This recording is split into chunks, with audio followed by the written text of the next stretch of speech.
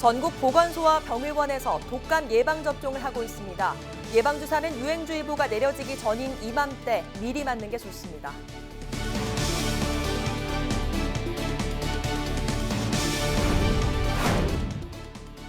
지역의 농산물을 지역에서 소비하기 위한 로컬푸드 통합센터가 문을 열고 본격적인 운영에 들어갔습니다.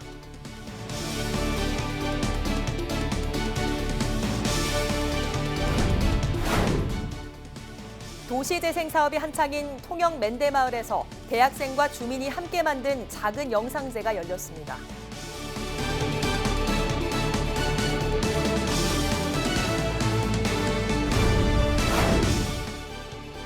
지역 곳곳에서 화재 사고가 잇따랐습니다. 양산의 한 어린이집과 창원 고물상에서 불이 나 재산 피해가 발생했습니다.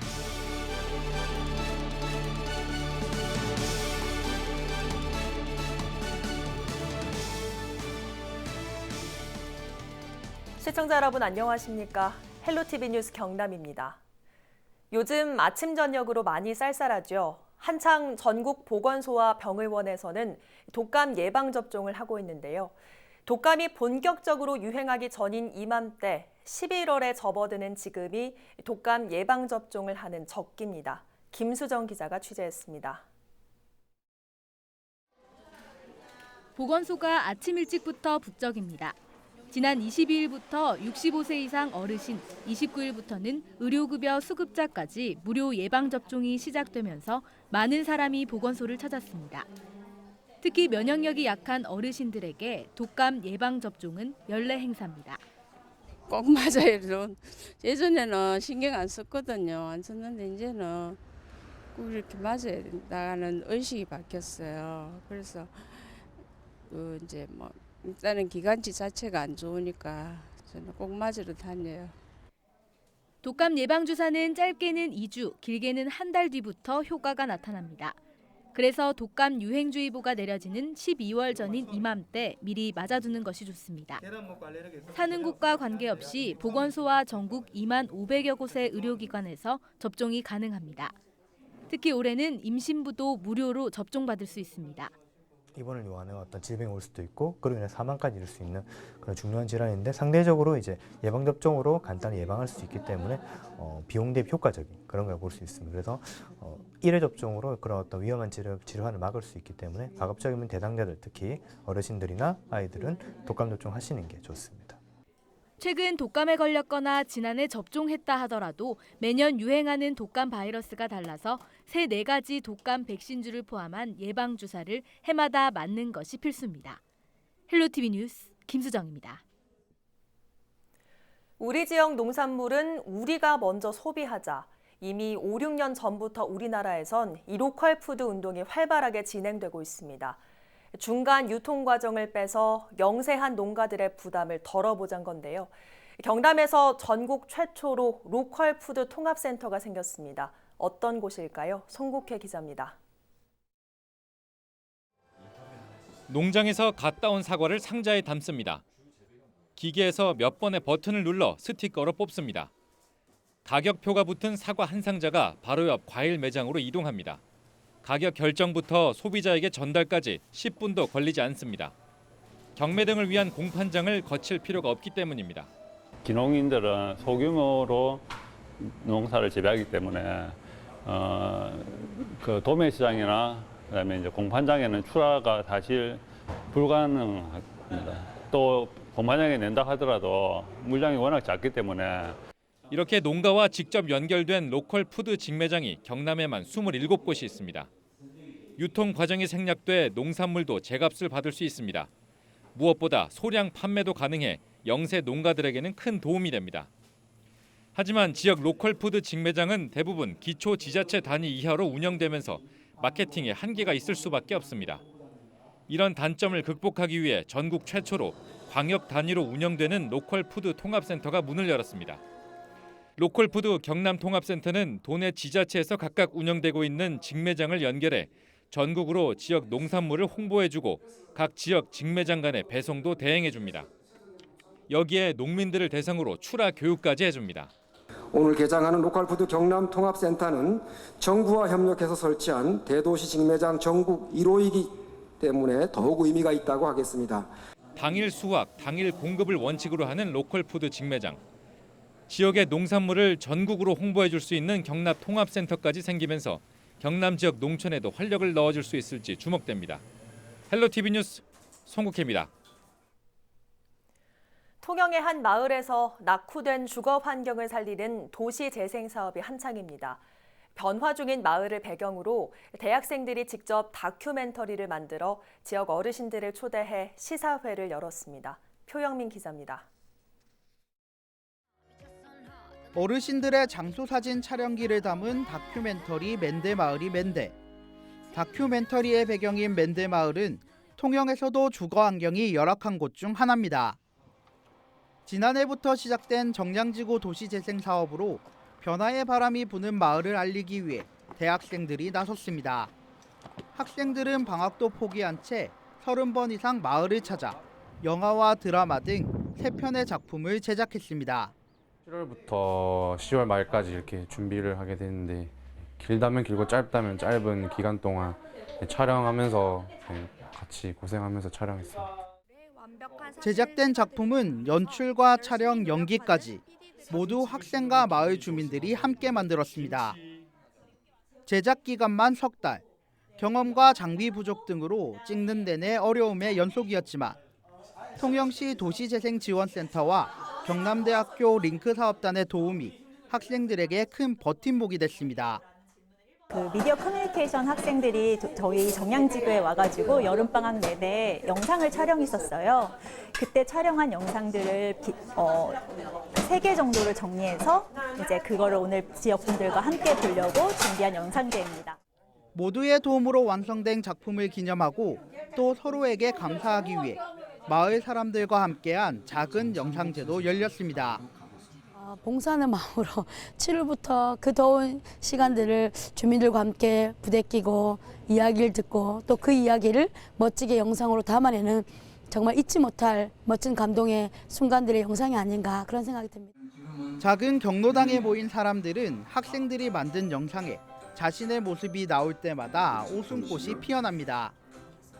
주민들은 이제는 손주 같은 학생들에게 고마운 마음뿐입니다. 아주 자연스럽게 봉사하는 정신이 아주 곁들여 있었어요. 그래서 뭔가 학생들이 저에게 마을에 주는 느낌도 있고 또 어르신들을 위해서 봉사하는 그 정신이 아주 좋았다고 저는 생각합니다. 통영의 원도심 낙후 지역으로 불리던 맨대마을. 주민과 대학생이 함께 만든 영상제가 지자체 중심이었던 도시재생 사업에 새로운 방향을 제시하고 있습니다. 헬로티비 뉴스 표영민입니다. 요즘 길거리에서 전동 킥보드를 타고 다니는 모습 자주 보셨을 텐데요. 안전을 위해선 당연히 보호장비 착용이 필수지만 잘 지켜지지 않는 게 현실인데요. 무엇이 문제일까요? 취재기자가 직접 스마트폰을 들고 거리로 나가봤습니다. 조진욱 기자입니다. 전동 킥보드 한 대가 빠른 속도로 지나갑니다. 자세히 보니 이용자는 안전모를 쓰지 않았습니다. 또 다른 킥보드도 상황은 마찬가지. 엄연히 1인용이지만 함께 타고 다니기도 합니다. 전동 킥보드에는 탑승자를 지탱해줄 별도의 안전장치가 없다 보니 급제동을 할 경우 몸이 쏠리면서 넘어질 가능성이 큽니다. 때문에 안전모 같은 안전장치가 꼭 필요하지만 현실은 잘 지켜지지 않습니다. 올해 초 한국소비자원이 전동 킥보드 이용 실태를 조사한 결과 50명 중 보호장비를 착용한 사람은 겨우 4명. 또 최근 3년간 전국적으로 발생한 488건의 전동 킥보드 교통사고 중 87.4%는 안전모를 착용하지 않았습니다. 실제로 2시간 남짓의 취재 중에도 안전모를 착용한 탑승자는 단 한 명도 찾아볼 수 없었습니다. 헬멧 사셨어요? 헬멧이요? 아니요. 왜 안 사셨어요? 딱히 필요성을 못 느낀 것 같아서. 근데 오토바이 같은 거는 모르겠는데 뭔가 킥보드는 그래도 안전하다고 생각해서. 맨날 통화할 때마다 쓰고 다니는 게 번거롭기도 하고 또 따로 비용을 들여서 사야 되고 또 매일 아침마다 이렇게 쓰고 챙기고 다시 내린 다음에 또 다시 챙겨가야 되고 그게 번거로우니까. 도로교통법에 따라 전동 킥보드 역시 안전모를 착용하지 않으면 20만 원 이하의 벌금 등이 부과되지만 단속은 쉽지 않습니다. 여기에 전동 킥보드 이용과 속도 제한 등의 내용이 담긴 개정안도 2년 넘게 국회에서 표류 중입니다. 전동 킥보드 이용이 늘고 안전사고도 덩달아 급증하자 최근 부산시의회는 지자체 차원에서 대책을 마련하라는 취지의 조례를 발의했지만 역시 강제성은 없습니다. 경남에서는 아직 논의조차 없는 실정입니다. 일상에서 나날이 증가하고 있는 전동 킥보드.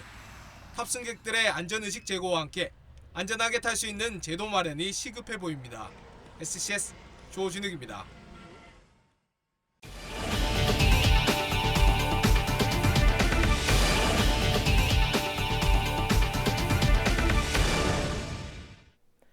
지난 28일 밤 10시 50분쯤 양산의 한 어린이집에서 불이 났습니다. 인근 주민이 어린이집 2층에서 검은 연기를 목격하고 신고했으며 불은 30여 분 만에 완진됐습니다. 다행히 인명피해는 없었지만 2층 일부와 책상 등 집기류가 소실되면서 소방서 추산 2천여만 원의 재산 피해가 발생했습니다. 소방당국은 목격자의 진술을 바탕으로 정확한 화재 원인을 조사하고 있습니다. 29일 새벽 4시 10분쯤 창원의 한 고물상에서 불이 났습니다. 이 불로 9.5톤과 9톤 트럭 2대와 굴삭기 1대가 불에 타면서 소방서 추산 1억 4천만 원 상당의 재산 피해가 발생했지만 다행히 인명피해는 없었습니다. 소방당국은 정확한 화재 원인을 조사하고 있습니다. 지난 28일 밤 9시쯤 창원시 진해구 구람터널 안에서 택배를 싣고 가던 화물 트럭에서 불이 났습니다. 이 불로 차량과 택배 물품이 불에 타면서 소방서 추산 5천만 원 상당의 재산 피해가 발생했으며 다행히 인명피해는 없었습니다. 경찰과 소방당국은 트럭 엔진룸에서 펑 하는 소리와 함께 불이 났다는 진술을 바탕으로 정확한 화재 원인을 조사하고 있습니다. 한국-GM 창원 공장이 근무 체계 변경을 예고하면서 비정규직 노동자 650여 명이 실직 위기에 놓였습니다. 창원 공장은 오는 12월 31일까지 도급업체 직원이 담당하던 작업 과정을 한국-GM 정규직에게 교육하도록 8개 하청 도급업체에 요청했습니다. 이는 창원 공장의 생산 물량이 감소해 주 야간 2교대 근무를 주간 1교대로 전환하기 위한 조치로 알려졌습니다.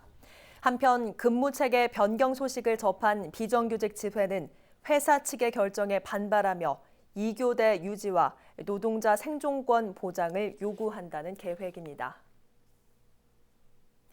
김해 시가 거동이 힘든 어르신들을 위해 커뮤니티 케어 스마트홈 서비스를 제공합니다. 이는 혼자 생활하는 어르신들에게 인공지능 스피커를 통해 생활 편의 서비스를 누릴 수 있게 도움을 주는 사업입니다. 또 동작 감시 센서를 설치해 긴 시간 동안 어르신들의 동작이 감지되지 않을 경우 이를 외부 관리기관에 알려 응급 상황에 대처하도록 할 예정입니다. 창녕군과 한국토지주택공사는 29일 옛 영산고등학교 부지에 행복주택 사업을 추진하기 위한 업무 협약을 체결했습니다. 이날 협약식에서 창녕군은 옛 영산고등학교 부지 중 일부를 제공하고 사업 시행을 적극적으로 지원할 것을, 한국토지주택공사는 해당 부지에 행복주택 사업 추진을 약속했습니다. 이번 사업이 진행됨으로써 창녕에는 지역 내 최초로 150호 규모의 행복주택이 건립될 예정이며 이는 지역 경제 활성화와 인구 증가에 기여할 수 있을 것으로 기대되고 있습니다. 2019 밀양 원천 요넥스 코리아 주니어 오픈 국제 배드민턴 선수권 대회가 다음 달 3일까지 밀양시 배드민턴 경기장에서 개최됩니다. 이번 대회는 세계 배드민턴 연맹의 승인을 받은 국내 유일의 국제 주니어 배드민턴 대회로 11세부터 19세 선수들이 참여했습니다. 특히 올해 대회는 한국을 비롯해 미국과 러시아, 폴란드, 싱가포르 등 모두 16개국 1,400여 명의 선수들이 역대 최대 규모로 경기를 치르게 됩니다. 오는 31일까지는 본선 경기가 진행되며 다음 달 1일과 2일에는 8강전과 준결승전이, 3일에는 결승전이 펼쳐질 예정입니다. 29일 오전 8시 10분쯤 통영 연화도 인근 해상에서 표류 중이던 9.7톤급 A호가 통영 해경에 구조됐습니다. 해경은 A호가 양식장 어획물을 적재한 뒤 삼덕항으로 돌아가는 중 기관 유아포스 파열로 해상에 표류했다고 밝혔습니다. 신고를 접한 해경은 50톤급 경기병을 급파해 선장과 선원 등 3명을 구조하고 A호를 예인해 골리도 인근 해상에서 선단선 기호에게 인계했습니다.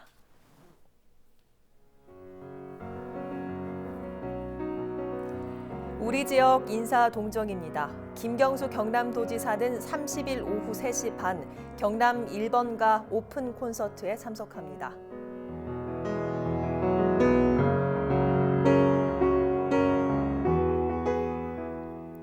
박종훈 경남도 교육감은 오후 1시 20분 전국 하굣길 교통안전 캠페인에 참석합니다.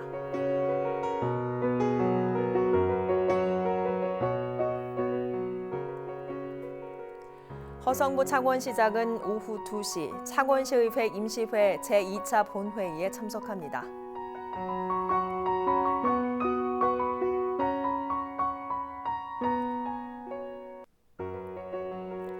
허성곤 김해시장은 오후 2시 2019 대한민국 자치발전 대상 수상식에 참석합니다.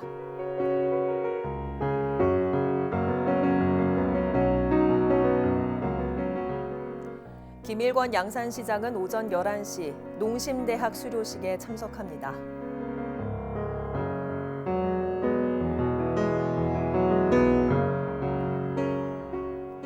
박일호 밀양시장은 오후 1시 10분 한국전기연구원 테크페어 행사에 참석합니다.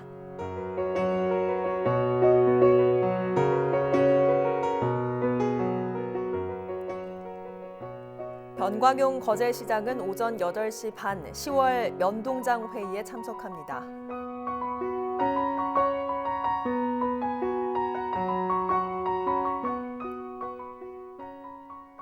조근재 하만군수는 오전 10시와 오후 2시 두 차례 지진과 대형 화재 대피 현장 훈련에 참여합니다.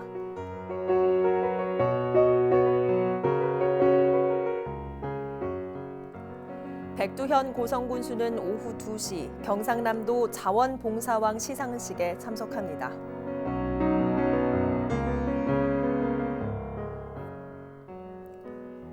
한정우 창경군수는 오후 2시 2019년 대한민국 자치발전 대상 시상식에 참석합니다.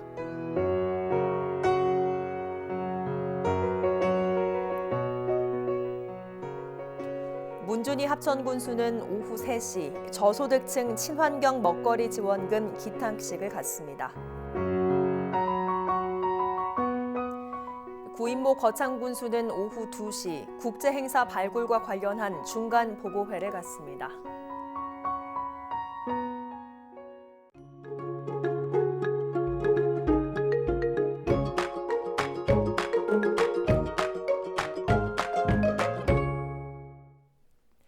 날씨입니다. 대기 확산이 원활해지면서 수요일에는 공기질이 한층 나아지겠습니다. 미세먼지 농도는 보통 수준으로 내려가겠지만 아침 기온이 뚝 떨어지며 쌀쌀해질 텐데요. 특히 내륙과 높은 산지에는 서리가 내리거나 얼음이 어는 곳도 있겠습니다. 농작물 관리에도 신경 쓰셔야겠습니다.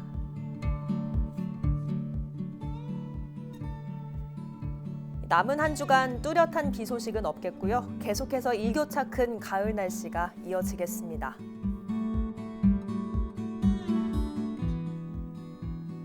바닷물의 높이가 높은 기간입니다. 남해안 저지대에서는 침수 피해 없도록 대비가 필요하겠습니다. 황사는 변동성이 크기 때문에 계속해서 먼지 예보를 확인해 주셔야겠고요. 아침 저녁으로는 옷차림도 따뜻하게 해주시기 바랍니다.